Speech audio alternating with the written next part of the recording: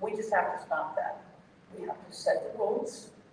We don't fight anymore about how thick the wires and the walls are. You know what those rules are. We have to set the rules and build again. And that is going to mean standing down from litigating what we don't like, from extortion, litigation practices, and from everything fatalism on the front end, which means nothing ever passes. John? Greatest challenge. I'm leaning forward so I can see the clock, because as a recovering politician, I tend to talk too long. I'm going to give you my 10-year legislative history in less than 3 minutes, as far as energy goes. Got elected 2012, started serving first day of 2013. I was a climate skeptic. You could say that, and that's giving myself the benefit of the doubt, because I was more than that. I thought solar and wind only existed because of federal subsidies, and without that, it wouldn't exist. And I was pretty much your stereotypical anti-clean energy guy. Served in Raleigh. People would come to talk to me, lobbyists from both sides of the aisle, the left-leaning ones would kind of have to save the planet, blah, blah, all this kind of stuff. And then I had a meeting with a lobbyist who was Republican. And she said, "What do you think?" And I just kind of peeked back to her what I told you. "Oh, solar exists, blah, blah, blah." She said, "Well, we have a little bit different opinion." I said, "Oh, what's that?" And she said, "Oh, it's about cost, it's about saving ratepayer money." And she was talking to me about Republican things that got my interest. And I knew that she was Republican, so I said, maybe I need to investigate this. So I did. She said, "If you got any questions, call me back." I read everything. Long story short, 6-month journey of exploration into clean energy in 2013. Found out, it's like, you know what? She was right, I was wrong. And it's like, the lesson there is, if you're going to talk to somebody, you have to talk to them in a language they understand. Don't talk to them, if I was going to say, "Starving is vile, как ты поживаете?" Let's speak Russian, you don't know what I said. So, talk to Republicans in language they understand. Likewise, talk to Democrats in language they understand. And for sure, talk to utilities in language they understand. Usually focuses around profits. Fast forward, what did I do with that? When I had my conversion experience, if you will, there were 3 members out of 76 in the Republicans in the House, both chambers 120, who felt like I got converted to. Over time, over the next 4 or 5 years, because I really want to save ratepayers money, I grew from 4 to 5, 6, and I was kind of the leader of this little gaggle of unicorns, as I like to call us, because we were so different. Up to 16, passed a major energy bill based on facts, because that's what Republicans wanted to hear. And I cobbled together this group of Republicans, and Democrats came on board, Republican governors signed it, it was awesome. In 2021, end of my legislative story, we had majorities in the House, Republican majority in the House, Republican majority in the Senate, and Democrat governor. We were the only Republican state legislatively to pass net zero carbon in statute by 2050. And I think we're still the only one. How do we get there? Because you talk to people in language they understand, because it's not just the message, it's the messenger, and then you have to stay on it. Don't think one conversation is going to change the world, because it usually doesn't. So hopefully that's some actionable advice that you can use. Really helpful. And who would have thought that North Carolina would be the state or to do that? I find that right. So California, North Carolina, and down deep in the heart of Texas. Patricia, what's your perspective? Come to Texas. So I'm going to tackle this trilemma through the perspective of Texas, because I feel like it's a good case study. Just curious, show of hands, who's from Texas or lives in Texas here? Okay, pretty good. So you guys probably already know this, but contrary to maybe popular belief, we're not just a fossil fuel state. We also are the world's 5th largest wind producer. If Texas were a country, which some people want it to be, we would be the 5th largest producer in the entire world for wind energy. I have my colleagues here from California.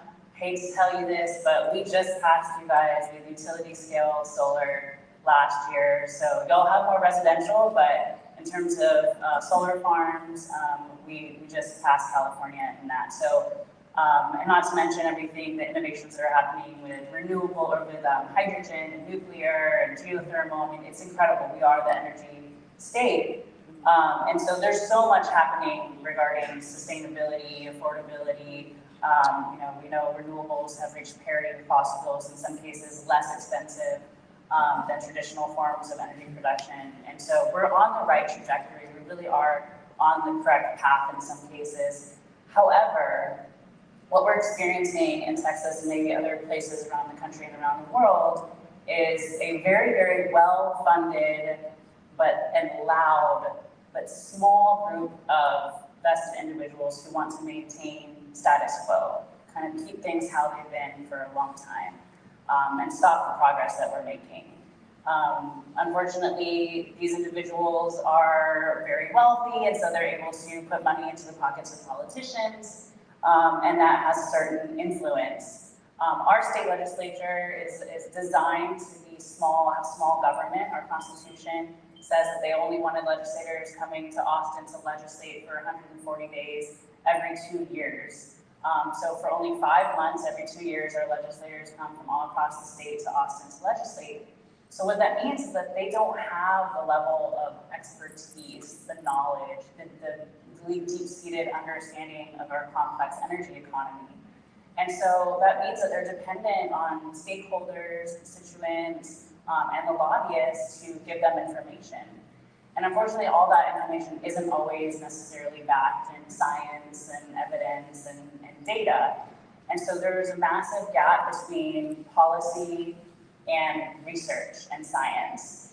And so I think that is one of the biggest challenges for us, is trying to overcome misinformation and actually disinformation that's being spread, and trying to close that gap that exists. Texas has some of the best research being done across the state. We have energy institutes and universities that are doing cutting-edge research, but that information isn't being distributed to policymakers and their staff to help to influence policy. So I say that's one of the biggest challenges. Thank you, Patricia. And I'm excited. I saw somebody do an hook 'em, so you hooked them.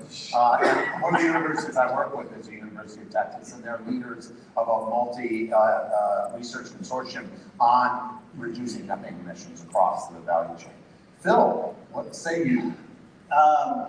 So I may be the middle of the road person in a different way, perhaps, or maybe the same as everybody else, I don't know. But my perspective is that greenhouse gas emissions are the culprit, not fossil fuels, not nuclear, not any particular person or party.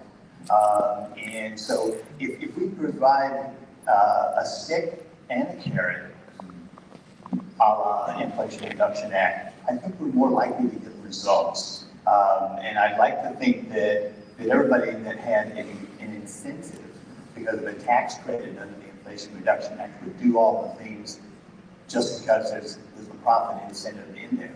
But I don't know that that's the case. So I think you have to have the stick as well. So the methane emission rule is part of the Inflation Reduction Act.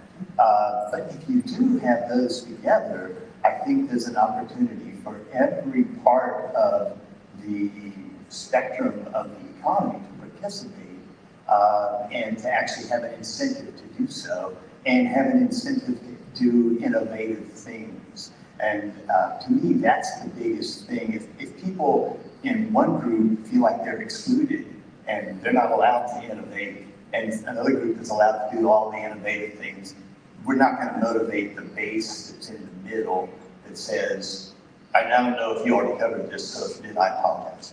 But there's this large group in the middle that's not the 15% here, the 15% there, but the folks in the middle that if they were motivated to do something, we could actually accomplish maybe getting action that makes sense and are reliable and affordable and sustainable. So my biggest thing is motivating everybody in the middle to participate and realize they can participate.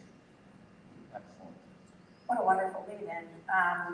I agree with everything our panelists have said already. So our utility is the 6th largest public power company in the country. And we have led on many things, solar included, We're very innovative. I call us Goldilocks utility. We're not too big, we're not too small. We can move really fast and get really good staff. And a lot of universities around, so we learn a lot and work with our local educators. But we declared a climate emergency as a utility in 2000, and then tasked our staff with giving us a plan on how we hit zero carbon, hard zero, by 2030 in 6 months, and they gave us the plan. But the last 10% isn't figured out. We've got to figure out that last 10%. But with existing technologies, we've got 90% of it figured out.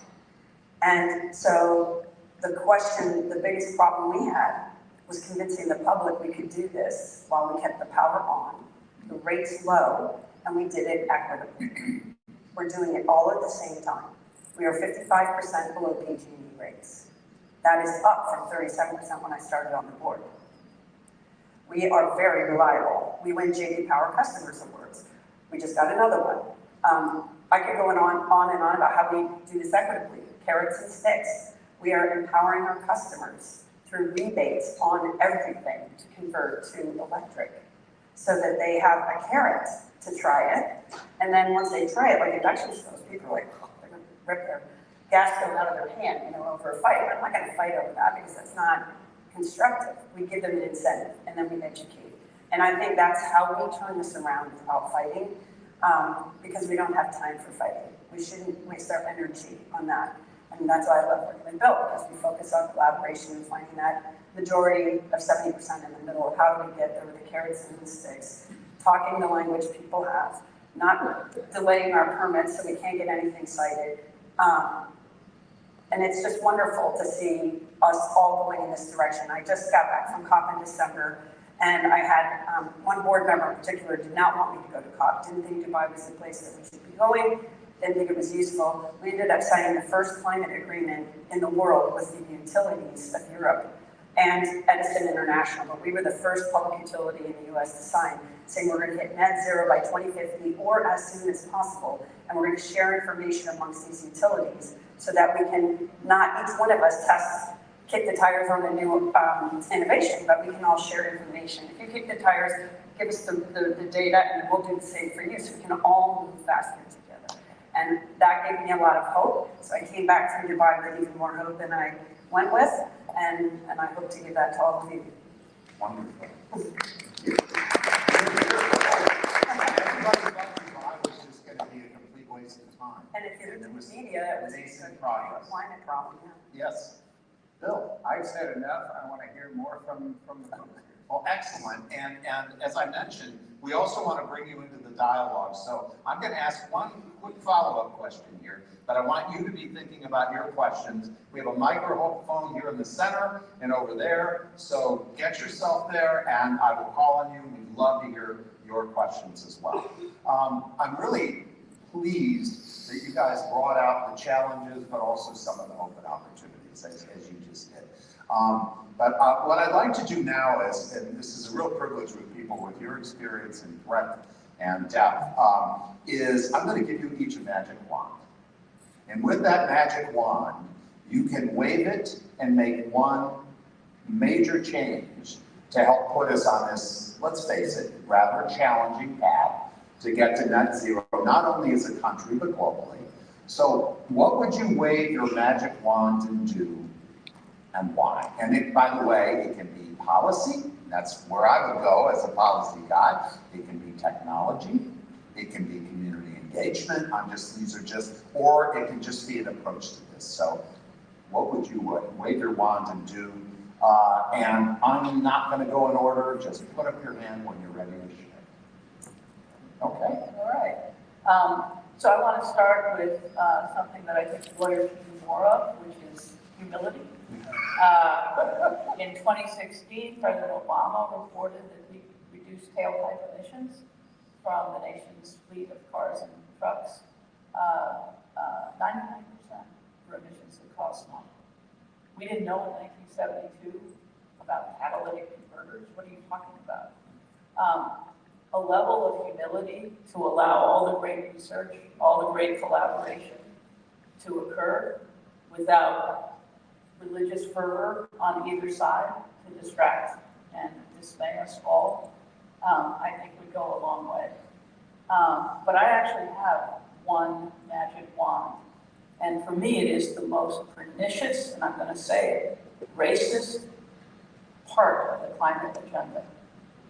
And that is the notion that you draw a border around a unit, whether it's a state or a county or a city, and you say, I'm going to do net zero. Reducing emissions at a geographic scale invites relocation. Bye, guys. Bye, jobs.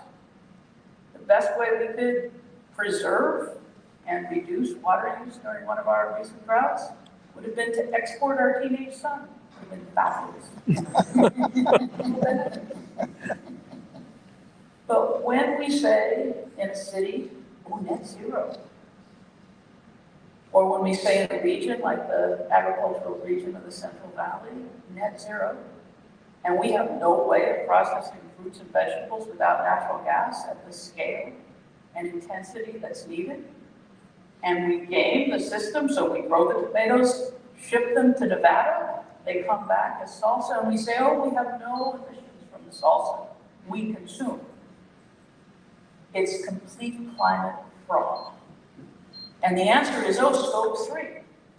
And scope 3 is like counting molecules. There's a 7-page guidance document on how you calculate scope 3 molecules for potatoes, which are cooked and consumed in different ways. And we do not need to know potato scope 3 level of detail to know that cement produced in California is lower in greenhouse gas per ton than cement we import from China made from coal. What are we doing other than, from my perspective, another massive wave of environmental NIMBYism? Get out with people who make things.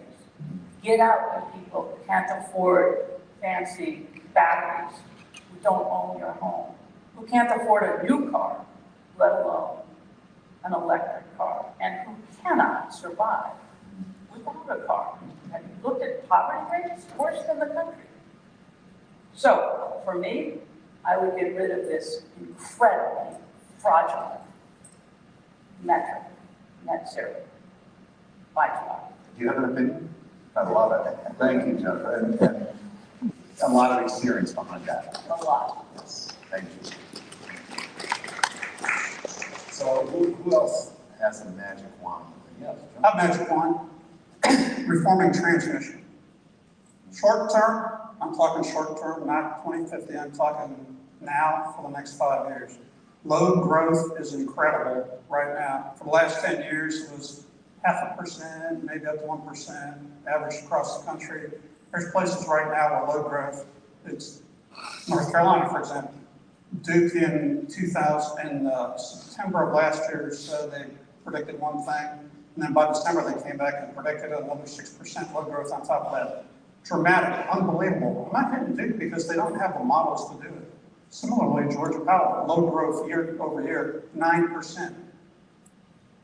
We have to reform transmission so we can get grid enhancing technologies out there sooner than later, and we can put new transmission lines where we need them. And it doesn't take 15 years to do it. So my magic wand, FERC, EPA, state legislatures, PUCs, boom, make it easier.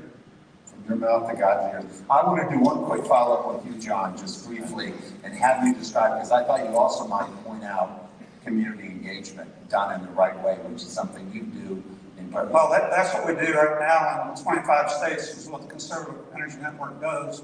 We, in short, you heard my story, we're trying to work in 25 states at the state level to make, not being prideful, to have more conversion experiences like I had, so state legislators can pass better thought out policy, and in 12 of our states, we engage communities. Right now, we're working with developers with over 41 gigawatts of solar and wind in the 12 states we're working in. Just educating the normal people who live in these communities where these things are going to be put. Because everybody in this room I mean, I don't need to tell you how all that works. Everybody here can speak everybody else in the same language. When you go out to rural America, and somebody called me a cynic for saying this, I don't think so, I think I'm a realist, but people are more concerned about does the car need new tires, the kids doing okay in school, how can I afford groceries, things like that. They don't think higher level, and I'm not dissing people who live in rural areas or people who live in some suburbs who don't specialize in energy. It's just, look, until I got into it, that's how I thought. So you have to go out, and what we do is we go out and talk to those communities about if this development comes to your community, why is it good for you? Not why is it good for the polar bears, why is it good for New York and California and other states, but why is it good for you? And we need to do more of that work, and that's what we do. Proud to be doing it. Thank you, John.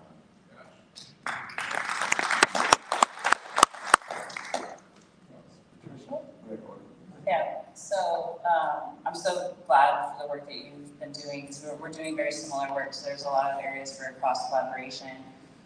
The power to change hearts and minds, I think, it can come from having that first-hand lived experience. So one of the things that we're doing is we're taking our bipartisan legislative caucus out into their communities and to connect with the constituencies and to see firsthand the benefit and challenges with energy production in these energy communities.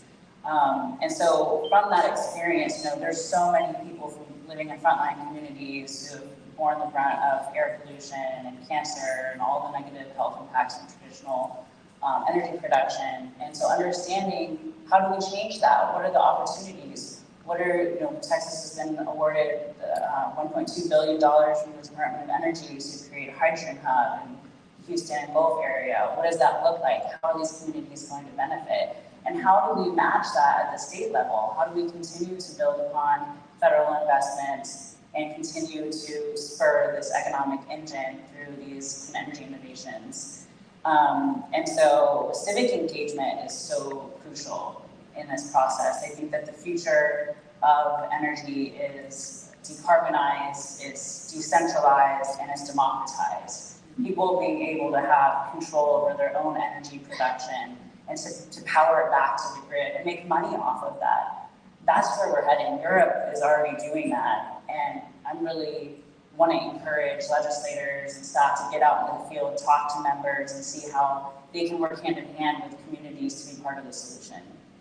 Thank you for raising it. I'm in a lot of permitting reform conversations, and we need it for sure. That's critical. But that alone is not going to be enough if you're not engaging communities. And you remind us too that communities have legitimate concerns. It isn't only NIMBYism, which is important to balance that as we think about it. Other thoughts? I may as well go next. Yeah. We're in line here.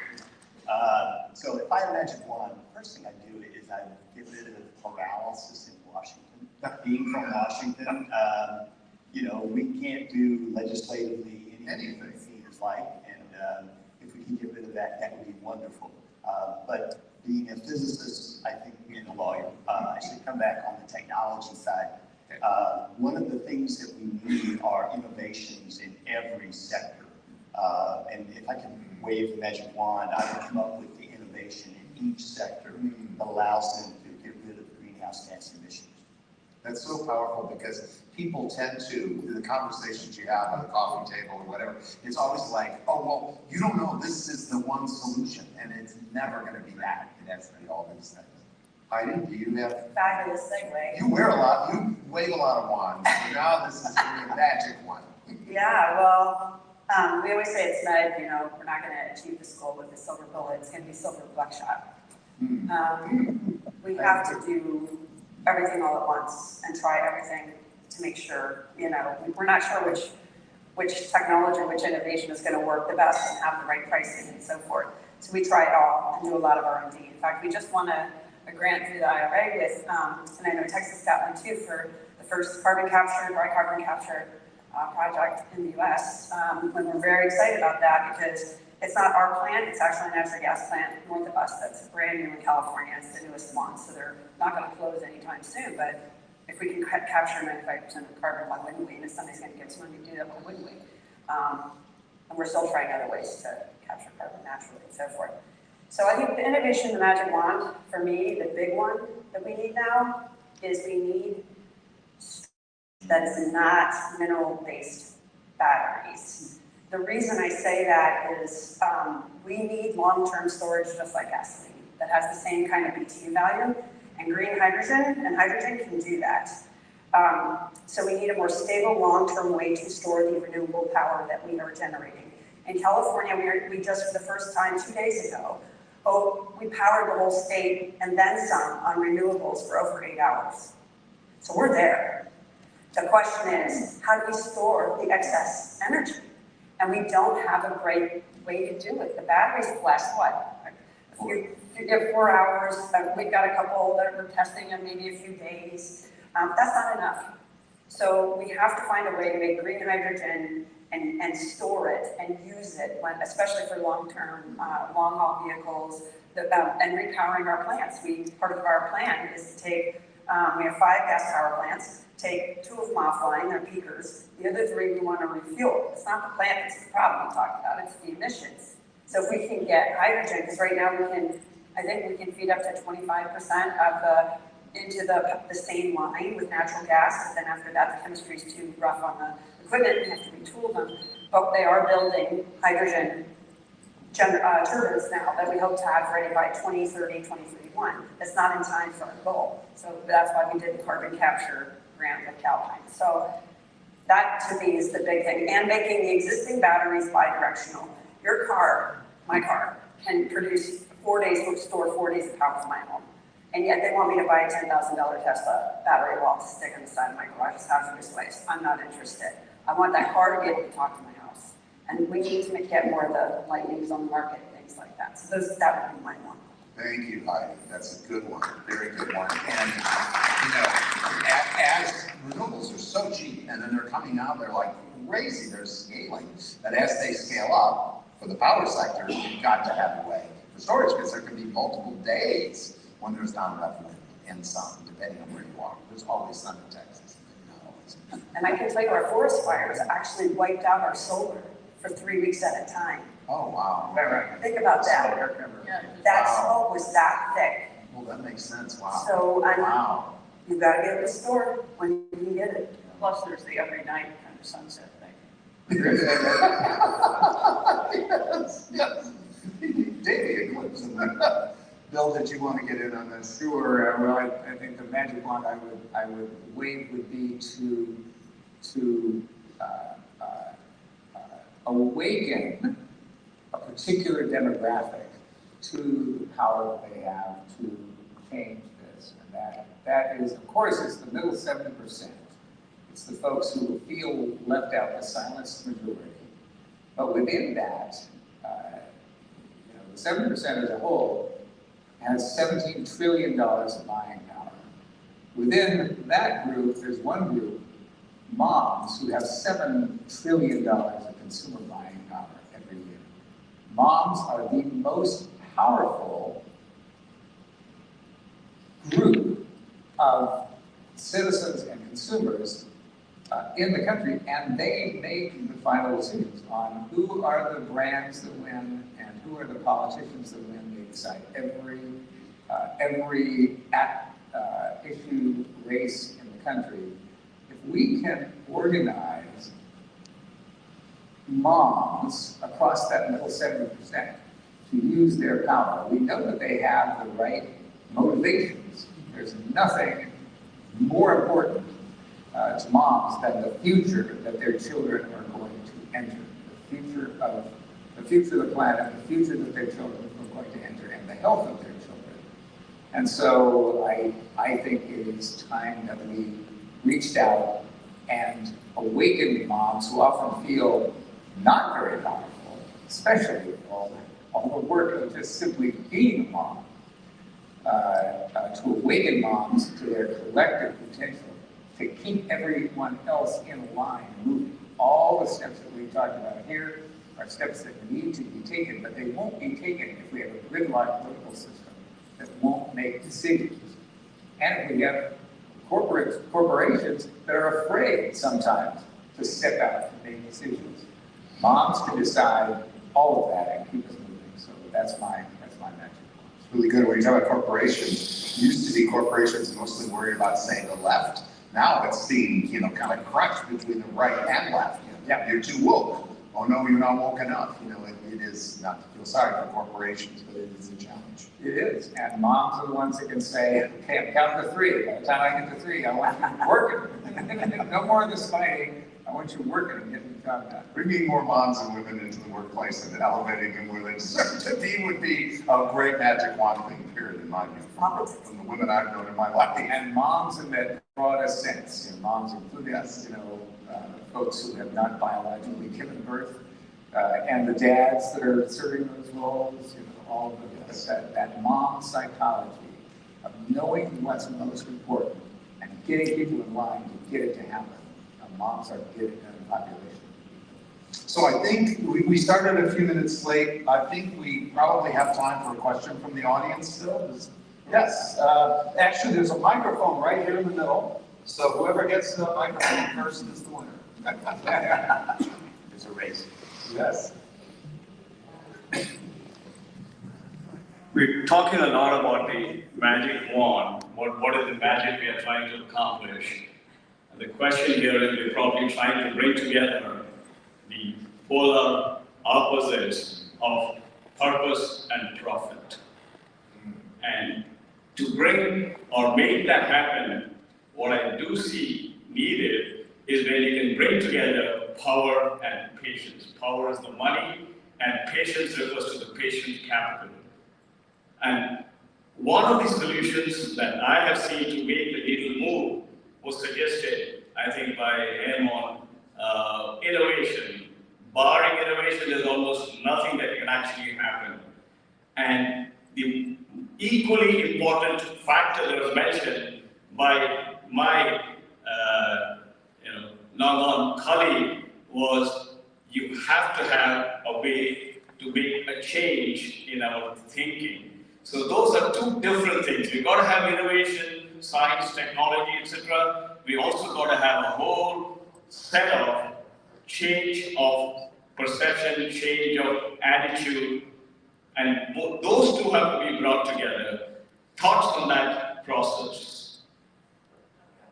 I've got one, and because I do permitting for lots of different projects, I am not only focused on energy, but one of, I think, the main problems we have right now is each sector lives in a silo.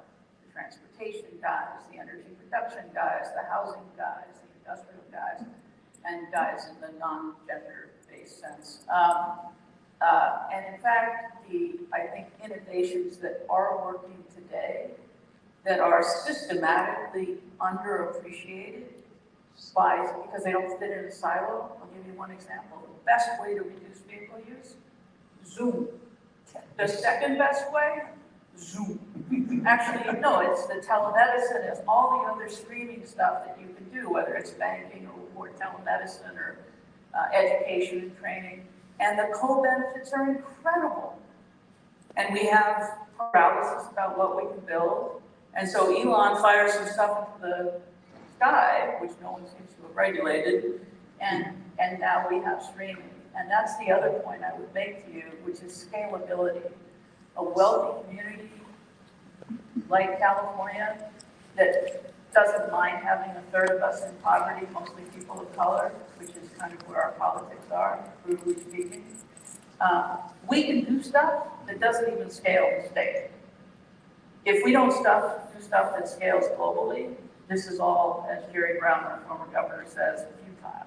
What we do in California is futile unless others are persuaded. So out of sector scalability, I think we can do it, but not if everyone stays in their little silo. Anybody else want to add that? Yeah, I would throw in that, like, in terms of the innovative jumping, leapfrogging, it wasn't that long ago that people were talking about what needs to be done in certain developing countries. And you were going to string electric wires and telephone wires all over the place. And then I went to do a deal in Bolivia, and everyone was using a cell phone. And I realized you don't have to wire the whole place, forget that, use that technology. And so we are actually stumbling into things probably by accident, but then we find the application that works, and that's exciting to me. There's so much basic research that doesn't give you anything, unfortunately, which my master's degree showed. Anyhow, but then there's that little thing that someone finds that actually is worth everything, and those are the kind of innovations that are exciting. Did you have a question also, sir? Quick one. Notwithstanding what's happened in Japan and Chernobyl and Fukushima, nuclear energy is safer than ever. I know there's portability that you can, I talked to the Nuclear Regulatory Commission, you can man an entire camp with a portable unit that they bury in the sand to dissipate the heat. What's the panel thought about that is a really quick bridge about and alleviating our fossil fuel need. We've been very reticent in the States. The rest of the world is reopening nuclear power plants. To me, that's a short-term solution, and I'd be interested in what everybody thinks. Well, since our community actually voted to close our nuclear power plant, I'm probably well positioned to answer this question. Our public was really scared because of 3 Mile Island and a bunch of other experiences. The problem with nuclear is not when it's working, it's when it doesn't. And it's the waste. Right now, we have a nuclear power plant called Rancho Szoka that has been closed since 1989. And the federal government never built a place for us to store the waste. Guess where it is? It's still in the plant. Federal government, every year we have to sue them to get reimbursed for the storage and such. So we just kind of deal, so now it's at least 10 years, we have to sue them every 10 years to get the money back. But the bottom line is, we haven't solved the waste problem, and it's not insignificant. It lasts many, many, many years, and there's no place on earth that's completely safe. This earth moves and shifts and shakes and does its stuff. So until we solve that, that is a big problem. Now, Fukushima and what happened in Japan and the fact that we now have nuclear waste in our oceans and in our fish, which nobody's testing for nuclear exposure. But I think we gotta work on the holistic. Like every time we look at a new technology, we have to look at the whole life cycle. We can't just look at the front end. We're solving this problem, great, but there's this and this problem at the back end. I say that about wind turbines. Bunch of blade waste. We have monofills full of them. Batteries. We gotta recycle them. We shouldn't be just scraping the bottom of the ocean willy-nilly until we make sure we've got recycling systems in place. So my only caution on that is let's always keep our mind open, let's keep looking, but we really need to think about the whole life cycle of technology. Glad you're on the panel about circularity. Jennifer, you should add something. Yeah, I want to put in a plug for the Breakthrough Institute, which I'm a senior fellow of. We just spent the last 10 years plus reforming the NRC licensing regime for new nukes. I decommissioned as a lawyer a nuclear reactor on the Berkeley campus. We have nuclear everywhere. California, the coast is up and down already with nuclear-powered ships, and we don't freak out. It's true, we are very sensitive to movies here in California. So if you make a dramatic movie, we're going to have a reaction to it. But it is so absurd that we are not making full use of nuclear safe engineering today, because among other things, the grid's there. You just plug and play. We don't have to, go through virgin areas to access, really remote wind and solar facilities. We have them. It's just like peaker plants that replace baseload plants for a portion of their parking lot, right? I mean, we just keep getting smaller and safer. So we're spending a lot of time reforming, and I think it's working. And Bill, correct me if I'm wrong, but I think we have at least one panel specifically focused on nuclear energy, maybe tomorrow or later today, somewhere. We've got discussions later today and tomorrow. When's the nuclear panel? We do have a panel that's focused on that. I see a couple other questions, and I know we're going to lunch in just a couple minutes. Yeah, so let's. Can I throw in one more comment? I'm sorry, yes, Bill. Yeah, on the nuclear part, really quickly. Yes. 95% of the energy is still left in the fuel rods when you take them out of the plant, which means you can recycle, you can reprocess that nuclear fuel, and then you get rid of the high level of radioactive waste, and you are left with low level, which is much easier to dispose of. Right. That needs to happen. It needs to be done safely, but needs to happen. And the governor just kept Diablo open, our biggest nuclear power plant, to keep it for resiliency while we were making the transition. Did you want to say something? Yeah. Of course, yes. The nuclear is also one of those rare areas where you see both sides of the aisle coming together. And it's actually doesn't happen very often. And so there's, our governor appointed a commission to work on nuclear advancements and to look at Texas as an opportunity to build advanced small modular reactors.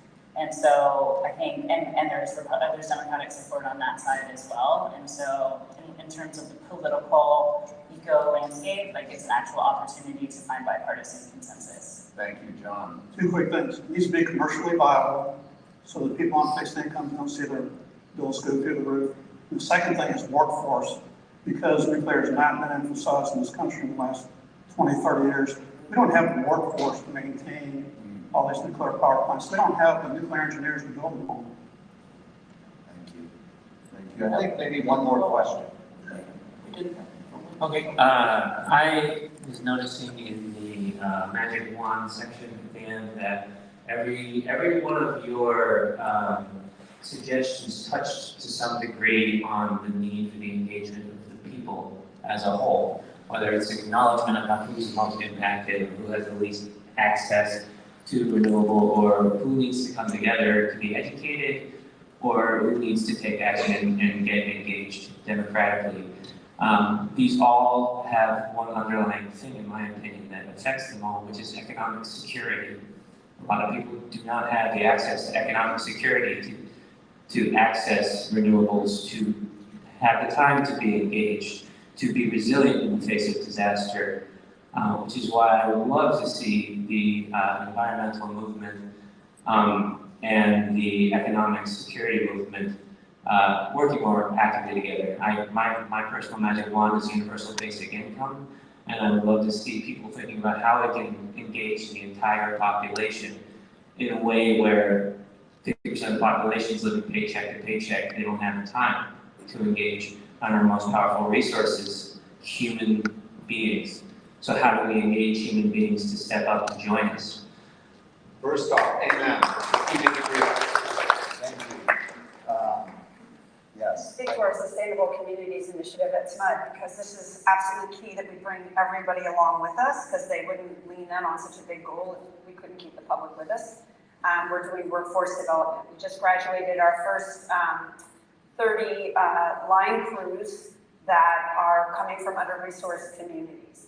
We're teaching them how to build solar trees. We're teaching them how to install solar. We're uplifting, because one of our jobs could literally bring an entire family out of poverty. But yet, most of our crews are not people of color. A lot of our people in backhouse are. So we're doing everything we can to try and bring everybody up, as well as, supporting the nonprofits that support under-resourced communities, working with Habitat for Humanity to build everything electric, to make sure that those neighborhoods have gig cars, because cars are, for low-income people, they are the 20% of what they spend their money on, and they're usually not quality cars, they're polluting, and they break all the time. It's like a nightmare for them. So if they can only pay for a car when they need it, that's low, like it's $1 a gallon. If you use our power, it's not for your electric car. It's very affordable. So there's lots of ways that we'd be happy to talk to you about that. I'm going to use moderator's privilege just to make a quick comment and a plug for Van Jones, who's going to be coming to speak later. And Van will speak with passion and reality to this. Spent early in his career, he tells a story about, bringing solar to San Francisco, to Oakland, and now he's working on bringing electric charging to the Uber drivers where they can use it. So this idea of bringing in the community, everybody, all economic groups supporting this is something that he's a leader in, and I can't wait to see him. He's going to be excellent. I wonder if we got to wrap. Is there time for these folks to just make a quick 30-second statement each? Because I got 3 people there. So make a quick 30-second statement each, and then we're going to go off to lunch. Good idea. That sounds great. So 2 quick things. One, I wanted to say to John, your comment about talking the languages, I think is a really good way of bridging the gaps. If you look at conservation of animals, people might think that hunters don't care. I'm not a hunter myself, but I've watched enough meat eater to know that's not the case. So when you look at those 2 groups, those who might be against hunting and those who are for, they're oftentimes petitioning for the same thing, so just from very different perspectives. And then I had a question for Heidi, but I can get to that a little bit later about that 10% that you were referring to. So thank you. Thank you. My name is Leslie Sheridan, and I'm the founder of Planet Sense from California. And I'm going to bring in the business side of this.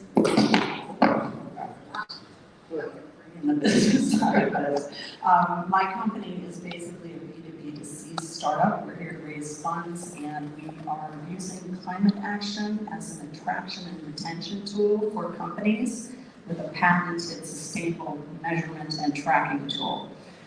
I'm wanting to know what your thoughts are on what you think businesses should most be doing within their companies to embed this. As we all know, they've been pointing the finger this way. It's time to point the finger that way, and we have a tool for them, and I'm just interested what your thoughts are about what you think the best way to embed sustainability and climate action in the environment of corporates. How you want to add a really quick one? About that tomorrow. Okay, sorry. A lot of discussion about what companies are doing and what we're asking them to do as well. Hi there. Thank you, Bill. This is Joni Clark. I'm with the Earth Law Center and John Denver's WindStar organization, a sister organization of EarthX in Aspen. And one of the programs we have on the circular economy and regenerative agriculture and permaculture is an organization called Slow Money, which we all have to eat. It's, it affects everybody in the world. And if you can regenerate the soil to have healthy soil and healthy food, that's what we do in Slow Money. The money goes only into your local community and it only builds organic, healthy foods. And right now, we've had raised in the last 10 years, 90,900 projects regenerating the soil throughout America. So let's all just be doing that as part of our circular economy, because food is part of all of our. That's the perfect segue to lunch. Let's get to our panel.